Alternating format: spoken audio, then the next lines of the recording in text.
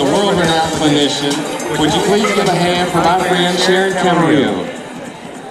Well, I can almost get to know every single one of their names. Oh yeah, that'll change. That'll change. Thank Thank you for being here. Yes, ma'am. Yes, ma'am. How's it been going? Have you been out? How long have you been out here in Vegas? Well, on this run here today? On this run, I came in Saturday, but I was counting last night. We did a little pre-screen at the Hollywood Lounge over at the MGM. Yes, ma'am. 39 years I've been to the National Finals, and up until about 3 or 4 years ago, I didn't think they could have a performance without me in it. Yeah, I agree.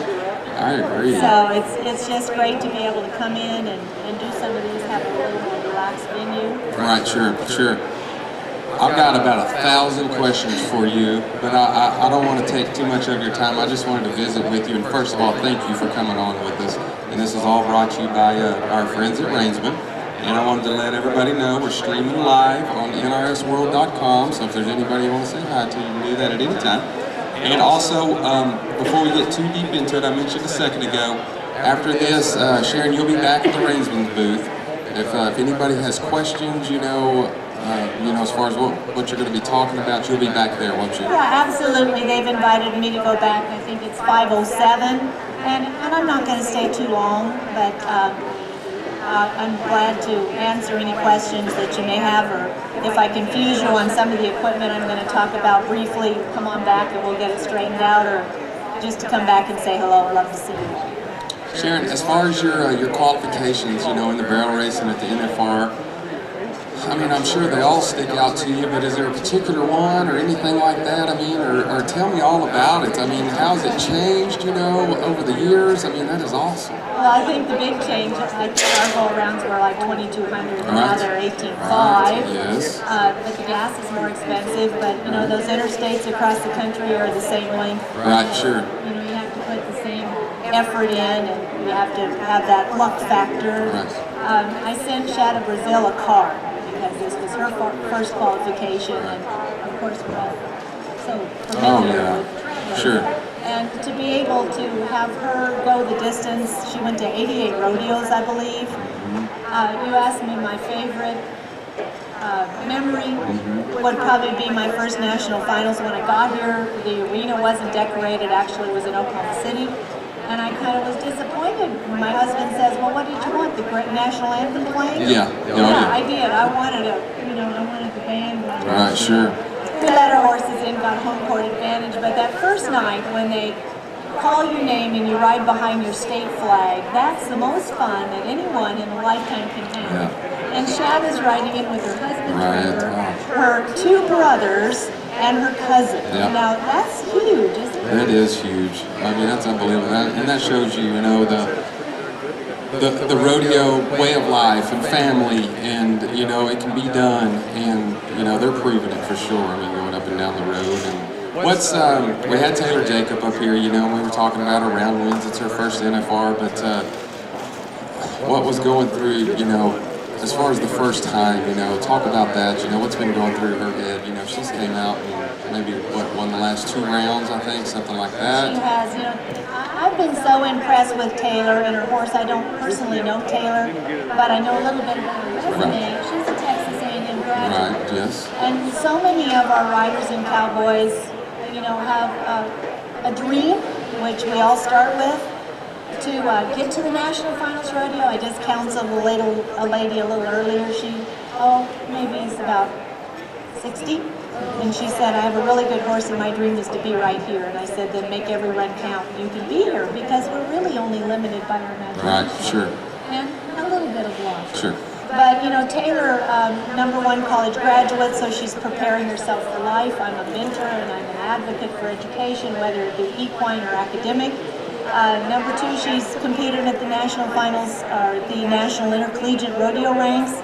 So she's prepared herself and she's trained herself and she's learned to accept that pressure. Yes, ma'am. And I think that's important. So every run gives us an opportunity to learn and strengthen our confidence. Yes, ma'am. And so she had some trouble on her first and second go-around, hit barrels, would have placed deep, if not won the rounds there. Right. Every year, John, there's a horse that excels. It's the conditions, it's the ground conditions, it's the atmosphere, whatever the case may be. Every year we see a superstar. And I think that Taylor's little horse started out to have that potential. Sure. She's got 6 more. Right, it's still early in the whole scheme of things. Still early. Last year we saw Latte, Mary Walker's horse, just came out, and it wouldn't have mattered what you done. You would have won his momentum. Right, sure. And I see that with Taylor. Sherry, looks great. Latte's coming on strong. So, and Lisa Lockhart, she's a great horsewoman. She's in the middle of her horse. She gives her horse every opportunity to work, to be balanced without interfering, but she's there to help the horse to be consistent. I think right now those are my 4 riders that I'm really paying attention to. Know a few of them personally, and of course, so you have that emotional context. Sharon Brazil, I tweeted that she was 14-4 on her first run. Got a great opportunity to run the grand entry, making memories. She came back with a 14-2, then a 14 flat, 13.88 last night. So that's making her runs efficient. Each run she's come in with, she's improved. Sure, absolutely. She won her first check last night, is that right? Yes, she did. Yes, that is amazing. You're a member of the Hall of Fame. You've been inducted in the Hall of Fame, and I want you to tell me about that and how special that was to you. Oh, my first induction was to the Cowboy Hall of Fame through the Tad Lucas Memorial Award, which is one of our greatest cowgirls in the day, and that was quite an honor. Cowgirl Hall of Fame, I was inducted in 2006. I'm a city girl. I was born on the beach. My father's an aeronautical engineer. We traveled, but I loved horses, and I'm an optimist. So when we go to national parks and I saw a railing that a horse might be tied to, I'd wait for it. Or if I saw some dried manure, obviously there was going to be a horse that came by. And if I could clean a stall or do some work to get a ride, I fell in love with horses at an early age. Sure. Worked at a sales yard and went through the intercollegiate ranks at Cal Poly San Luis Obispo, which is a renowned rodeo school. I got lucky. I've had some nice horses in my life, and making every run count, learning from their experiences, whether they be good or bad, builds on your confidence, and it's just, again, we're only limited by our imagination, I think, and however it has to take place, if you're passionate enough and you're resilient, which is part of the premise of the Cowgirl Hall of Fame.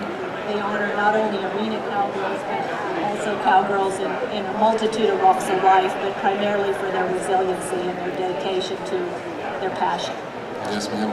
I told you that I could stay here and talk about your career, but all day long, and that's the thing. Out of all the shows that I've had, we've had Anissa Self up here, and they've had to cut us off every single time. I watch barrel racing in a whole different way as of this NFR, and we've talked, for an hour a day for the past 3 days. And but tell us what you've got going, and tell us what you're going to be talking about as a whole up here as far as the Reinsman product goes. Well, Reinsman asked me to come in and do a little education, and I thought about what each one of us as national finalists go through to get through 10 go-arounds. It's interesting, Strand Smith and I were talking last night on stage, and the first go-around, if you don't get a check, okay, we got 9 more, and the second go-around comes along, maybe you didn't draw, ground was bad, okay, we got 8 more, and pretty soon you start getting calls from home with advice, and Strand laughed, and then you get Joe Beaver's advice, and you get advice from every friend you didn't even know you had about all the things that you're not doing, and you're trying to stay focused and positive, so when you go down that alleyway in the barrel race, or you're back in the box, or you strap your hand to a bull, you're still confident to know what got you there. And 10 go-arounds, the first 2 or 3, there's a lot of tension and anxiousness, and you settle in. Horses are changing each go-around, ground is changing. So your goal is to stay positive if you're winning and keep that momentum. If you feel like, you're just not on your game, and sometimes that's what happens, that horses don't like the ground, and man, it's difficult to change that. But you go to bed thinking about what you did, what you got accomplished, what you're going to do to change it before your next race. Limited time in the arena here, a lot of the girls are keeping their horses off ground so they can go out and ride, but they're not working their horses a lot unless there's a major problem. The ropers, some of them are taking their horses back in to wherever they're staying. Maybe they're scoring, maybe they're working on a bridle change. Little minute changes that make a large difference. So what I wanted to talk about is horsemanship, which is truly my passion. I believe when I sit and watch these rodeos and watch the caliber of horseflesh, the difficulty in finding those great horses that can compete at this caliber, you know, there's a big luck factor involved in that, but there's also a learning factor. And I can certainly say that I've ruined as many good horses as I've had because I didn't know the difference. And I think I'm a better horsewoman today as far as the technicalities of horsemanship and barrel racing than I was as a competitor. Right, sure. Barrel racing is, you know, it's a great event because, you know, you can come back across that finish line standing on your head in the saddle as long as you're still connected with your horse. Right. Call yourself a barrel racer and even get a check. But my goal is always to have longevity. The older I get, the more passion I have for the horses and creating good environments for sound, confident horses that you can get up the alleyway and that they love their job. Sure.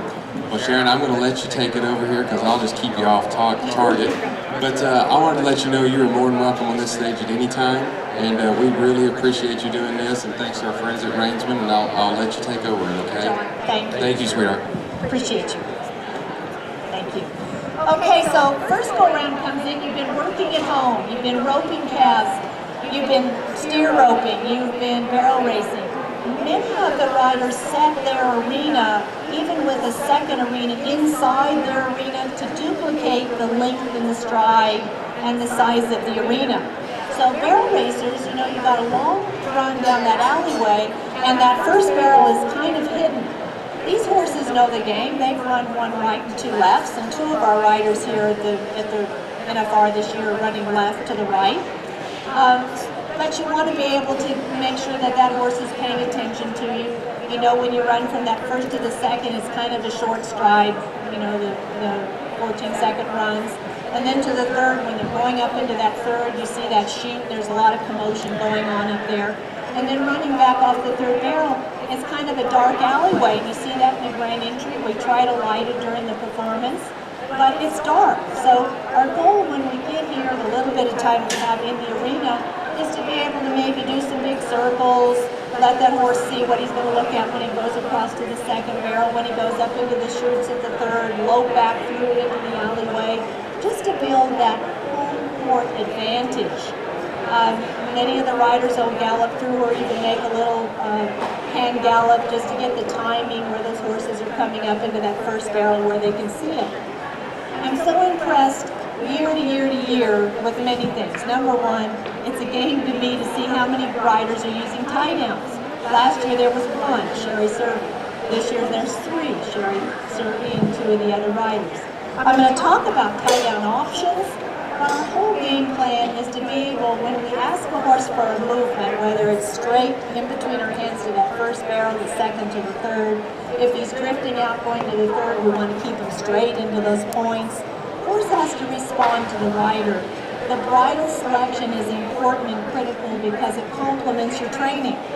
What we do is a little like driving a NASCAR. We blow that engine up during the race, and then we come back to the pit and tune and fine tune and change spark plugs, tires, you know, fuel injections, etc. So the bridles I want to introduce briefly would be strategies for training bridles and competition bridles. I'm going to be real brief, but our training bridle probably needs to be something that gives us direct control to the horse without the influence of a shank and not much leverage, because we want to supple our horses through that neck, that shoulder, that rib cage and hip area. Supple horses are horses that you can line out and ride straight. So that alignment, those straight lines from point A to point B, from the first barrel into your pocket on the second, are critical, when you're running at 1,000th of a second. Efficiency is the name of the game. And I think this finals, more than anything, I'm seeing two things. Number one, really obvious that those fast horses run through their turns. Scamper, Charmaine James, great 9-time world champion, was a real good visual to a balanced horse. He didn't drift out, he didn't drop in, he didn't fall forward, and he didn't slide into his barrels. He stayed balanced. His strength, I believe, was the ability to lengthen his stride in between, shorten his stride when he comes up to the barrel. And as an instructor, rating or slowing your horse down going into a barrel is the most difficult concept to teach because we don't see it when we're watching a race. We think that you just run, kick, and pull the nose. There's a lot more going on, and if you watch Sherry Serby tonight, she's got that outside rein, which keeps the shoulder square up underneath her horse, and when she gets up into those barrels, especially that second and third, bump, bump, she's got that outside rein, which in traditional horsemanship is your speed control. So she's a great example of rating or preparing your horses for those turns. My horses, I like to be able to use some type of a suckling bit. I use this on 95% of the horses that I work with throughout the year, and I've been a clinician now for about 40 years, horsemanship being my passion. All we did on this particular bit is we modified an O-ring snaffle. We isolated the lower rein. So in doing so, a traditional snaffle works off lip, tongue, bar pressure. This has a fourth element of control at the curb. Very light curb, but it gives a young horse the confidence that the curb is a pressure point, that it's used to it. And for an older horse, the direct control of the simulated O-ring allows us to re-soften the neck, the shoulder, the rib cage, the hip of the horse to be able to ride our horses straight. And in many and most cases, I complement my choice of training equipment with what I call a cowboy German martingale, and it snaps to the cinch, it comes up to the bit ring, and then we bring it back in an adjustable position on the rein. It looks like a little bit of a bird's nest, but the difference in the cowboy martingale, it's leather to leather. There's a softer feel between the rider's hands to the horse's face without those little snap and ring that we see on a traditional martingale. Plus, we can adjust this minutely. We can bring it in a quarter of an inch, take it out a quarter of an inch, depending on the horse that we're riding. And we want the horse's nose to be ahead of the vertical, his eyes up so we can see where he's going, balanced out, not up in our laps. So the little bit that we're using here, we call it a sweet six. Reinsman makes that for me, is what I use on my young horses out of a ring or a D-ring snaffle because it introduces the curb, but also every horse I ride at any age, usually in between races like here at the National Finals, I might put my horse back in this for just a little warm up before I make my run. So a lot of times we make adjustments in the warm up, not going back to the practice pen. So we can put our training equipment on, get our horses supple in our hands and paying attention to us, and then change bridles out into a competition bridle just before we go to the run. On most horses, the Sweet Six is enough training bridle, but I am seeing on the horses that I work at different places, at clinics, that they may need a little more. So the little horses that are kind of stiff in the barrel, sometimes they're thick in the flanks, stiff in the barrel. Often those little shorter necked horses are pretty rigid in the shoulder and the neck. Then we use a little more of a gag, and we call this a trigger bit. So there's a little more slide. The more moving pieces that your bridle has, the more lateral control. So this has about a 2-inch shank, and it has about a 3-inch purchase. So we can lift the shoulder. We have a light feel to be able to supple that horse through his body, keep that barrel nice and light. And I also designed this bit with the curb for competition. I see a lot of our horses nowadays are running in O-ring snaffles. At a high rate of speed with my entry fees down, possibly precarious ground, I want to make sure that I can move a horse off the second barrel, I can drive him into the third, and I can stop him when I'm coming back off the third barrel. So I want a horse in the bridle just a little bit more. My opinion, from an O-ring, I would rather go to something with even just the littlest shank, just to be able to have that fourth element control in the curve. So we can put this on our Cowboy German Martingale. I took it off just for weight limit for the airlines. But you see the little buttonhole on these reins, and that's what the Martingale goes through. I ride a Martingale on almost every horse that I ride. I let it out real long. It's really just a support, and it helps get a feel and helps keep my horse in between my legs and controls him front to back.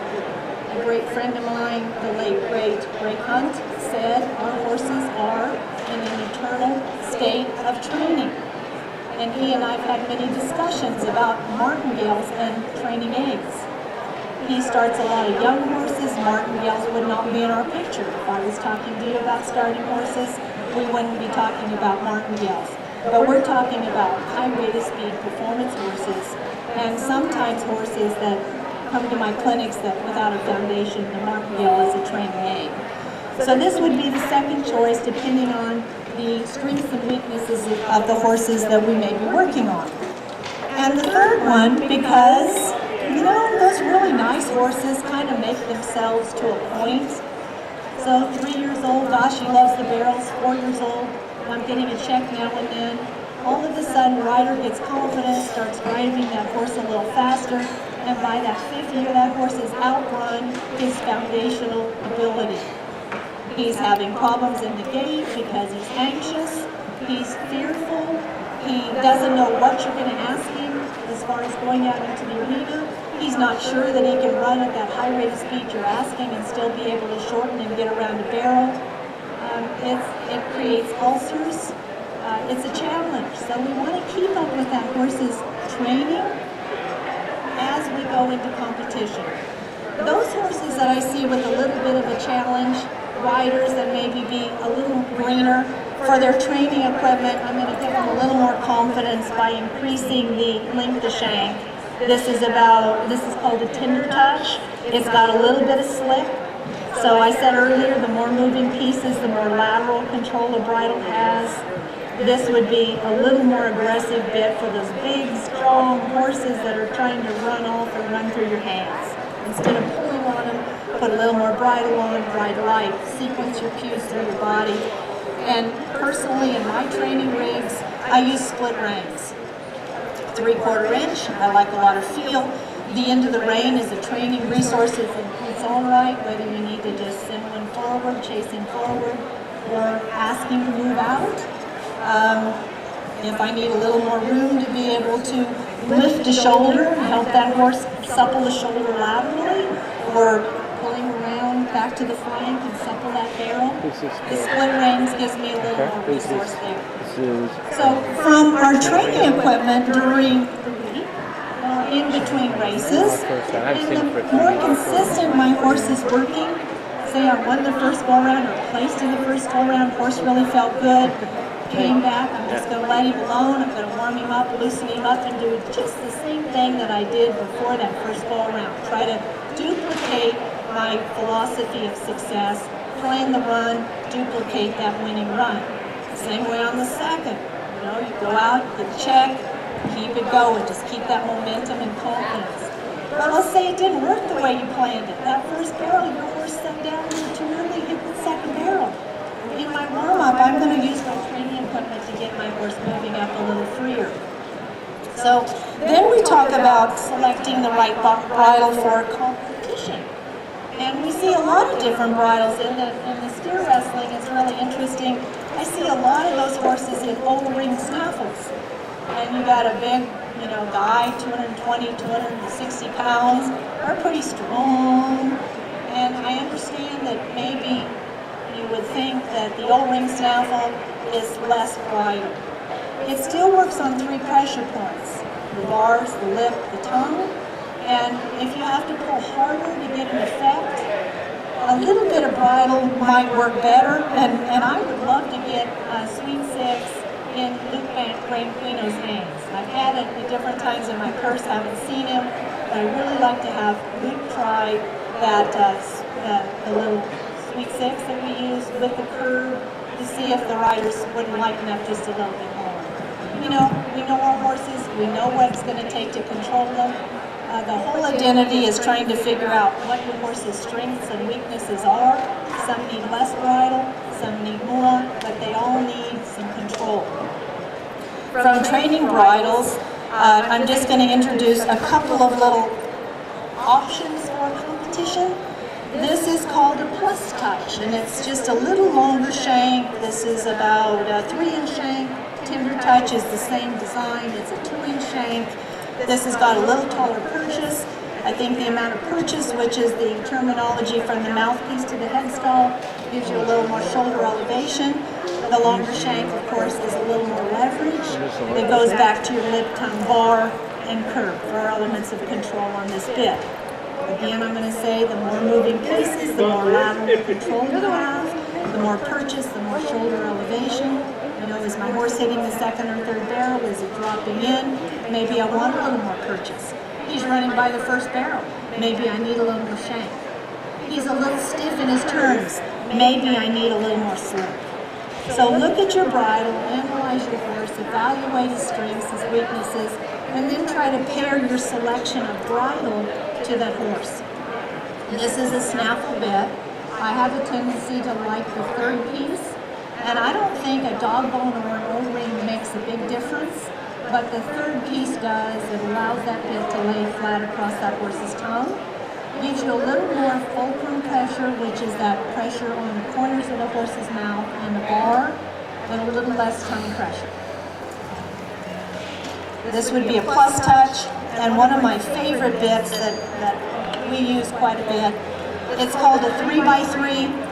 Now we've tightened things up a little bit. We've taken the gag away because we see some horses work better with less moving pieces. The less moving pieces, the more stable or stiff the bit, the more stabilized it will produce a horse that gets nervous. So if your horse is chomping at the bit or slobbering, playing with his tongue, number 1, see your equine dentist, and number 2, check your bridle. Is it pinching? Are there too many moving pieces? Do you need to stabilize that bridle a little more in your horse's mouth? So the little 3x3, it again has a third piece. It's a dog bone. This is a twisted snaffle versus what I just showed you was a wrap snaffle. This is a little more aggressive. So a smooth snaffle would be the least. A wrap snaffle has a little bit of ridge, would be a little more aggressive. The twist is a little more. And then your chain bit is an awfully nice option. Lays down flat across the tongue of your horse. Has a bigger ridge, so it's a little more aggressive. So just finding that bridle, and sometimes it takes experiment. It's not putting it on your horse for 10 minutes and saying, oh, he doesn't like it. It's really giving that bridle a couple weeks to get seated, get you used to the bridle. Obviously in competition, we're going to go from the split rein back to a single rein. And you're watching the riders, it's just a matter of preference. Shada has a big kind of a round white rein. It looks like it's probably nylon. She likes that handful of rein. This is a 3/4 inch. I like leather, but it's still a handful of rein. Watch the riders and see what they're using, and you can see that it really is a matter of choice and a matter of opinion. In the roping, the 3/4 inch would be way too thick because you have a coil of rope in your hand. So they're using a much thinner rein when they're selecting their reins. Tie downs. I mentioned earlier, interesting this year, there's 3 riders in tie downs. And I think tie downs are often misunderstood. Number 1, the name. I don't use them to tie a horse down. I use them to balance my horse. So when he blasts up that alleyway and I sit down and use my body to shorten that stride, if that horse isn't paying attention and he leans a little forward, just the support of a nice little leather noseband tie down oftentimes will bring him back and keep him level and balanced. You have options in tie downs. The leather is my first choice. You can go a little more aggressive to a rope.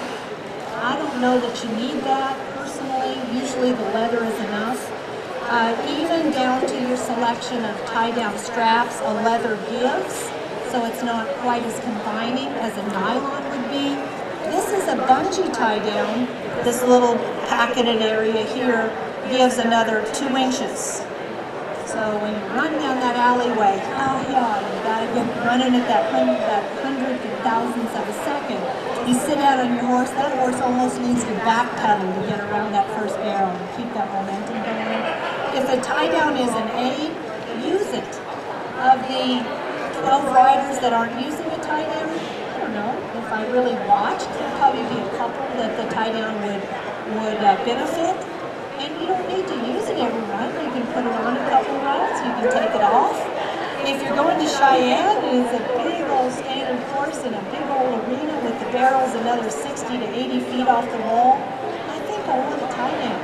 Same way at Pendleton. But you go to a little pin, a pin that has deeper ground and the barrels are right up near the wall, maybe you don't need a tie down. Options. That's what creates that winning edge, utilizing the opportunities to maximize your success. The other options in tie downs for a horse that carries his head kind of high, we want to lower that pole, get his nose out a little more, would be something like a bonnet tie down. We've also have used something we call a brow band that goes across just above the eye. So those little cutting horses that have a little extra length in their neck and they really use that nose as a pendulum to stay balanced. That brow band still puts a little pressure not on the nose, which confines that movement, but above the eye on the brow band. All of my tie downs usually are harness leather or leather. Leather gives, that's my choice, versus something that's a little more confining like a nylon or a cable, something much more aggressive than a tie down. So it's really hard to keep those horses that you're seeing here at the National Finals from clocking. When a horse is on his game, when the conditions are right, you can kind of make every mistake that you've ever remembered and all of a sudden you go and get a check. It's pretty amazing. And I've gotten checks on runs that I haven't been proud of, and I haven't gotten checks on runs that I've just been delighted with. So the combination of your equipment, your saddles, Reinsman has a nice selection of pads that they do for me. I can certainly talk to you about that back at the Reinsman booth. If you have a saddle that may not be fitting your horse correctly, doesn't mean that the saddle's bad. It just maybe means that that saddle on the horse that you own is not as efficient. So it's not laying out extra pads, it's just padding in areas that are creating a soreness. So we have options in the pad. Personal questions I'm delighted to have. I won't take your time now to do it. We're about 10 minutes over, but I will be back at Reinsman if anybody wants to talk to me on a personal level. Enjoy the rodeo. Huh? Fourth quarter? Fourth? Right? Fourth? Yeah, I mean, we kind of lose track on the days. It's a great place to be, and the bottom line is, John, don't you agree? The competition is great, but the lifestyle is better. There we are. I do agree 100%. Sharon, again, thank you, and Reinsman, thank you, and we appreciate it. You know, that was wonderful. Thank you. You'll be back at the Reinsman booth for a minute back there. Is that right? Okay, and it's in the back corner back there. Ladies and gentlemen, the legendary Sharon Camarillo. Give her a hand one more time.